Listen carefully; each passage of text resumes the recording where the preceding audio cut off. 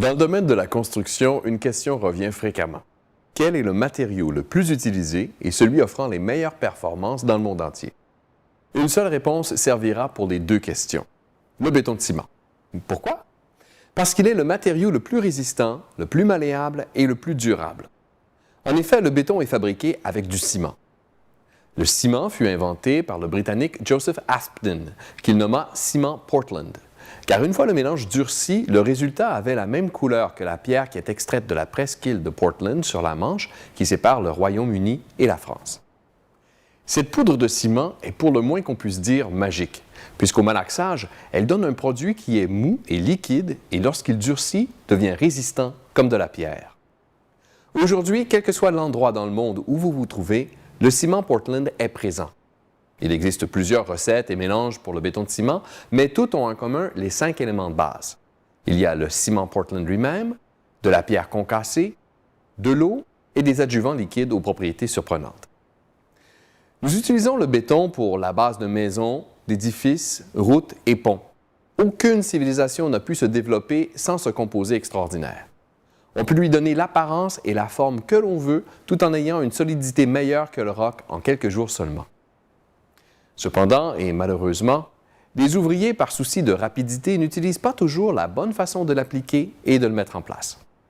Voyez-vous, le béton, lorsqu'il est prêt à être utilisé, a une consistance assez raide et visqueuse qui le rend difficile à travailler. On appelle cette consistance affaissement. Lors du malaxage, on ajoute une quantité précise d'eau pour une qualité maximale.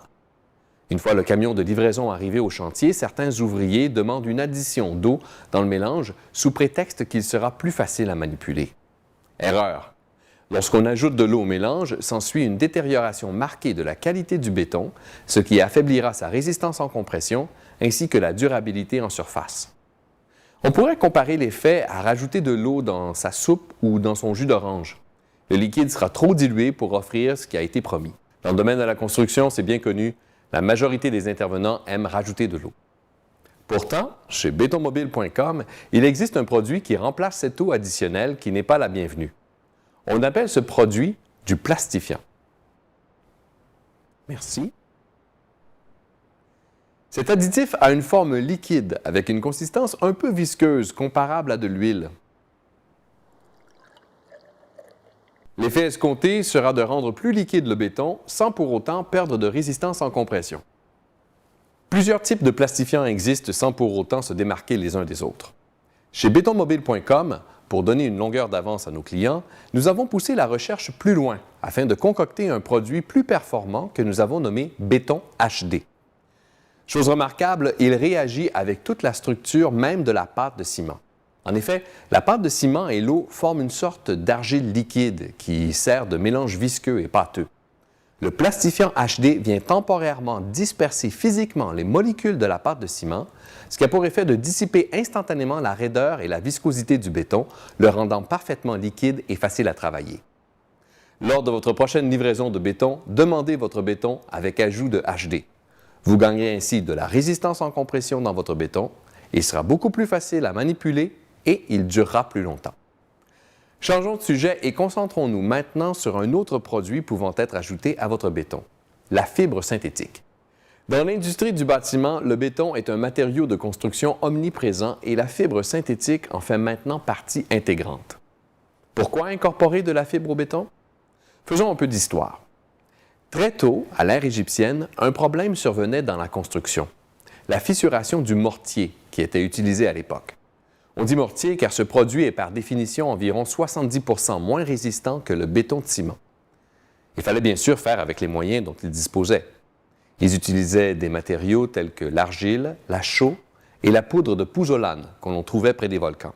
En mélangeant le tout au gravat trouvé sur place, on obtenait un produit pour fabriquer les projets de l'époque.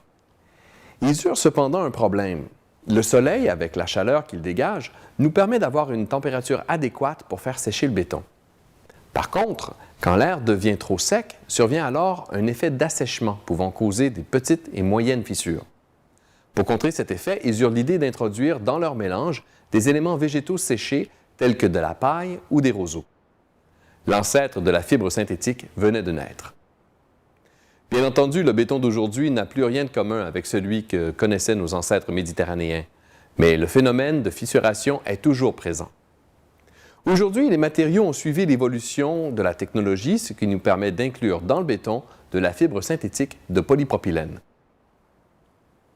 C'est une fibre constituée de milliers de petits cheveux de plastique qui s'entrecroisent durant le malaxage pour faire une matrice homogène dans le béton. Voyons un peu ce qui se produit techniquement. Lors du séchage du béton, il se forme du retrait plastique. Ce sont de minuscules petites fissures qui se forment et qui ressemblent beaucoup à une toile d'araignée ou à du faïençage sur des poteries d'époque. En effet, lorsque l'eau se retire du béton et s'évapore, la pression d'étirement du matériau crée ces petites fentes qui, plus tard, rendront la surface du béton précaire. Cet effet est peu notable, sauf que ces minuscules craques préparent le terrain pour que de plus grosses craques viennent s'installer. Certaines pressions, le gel et le dégel ou le mouvement des sols sont différents événements qui, lorsqu'ils se font sentir, peuvent venir causer l'agrandissement d'une craque. La fibre dans le béton empêche le retrait plastique de la surface du béton qu'il garde bien consolidé.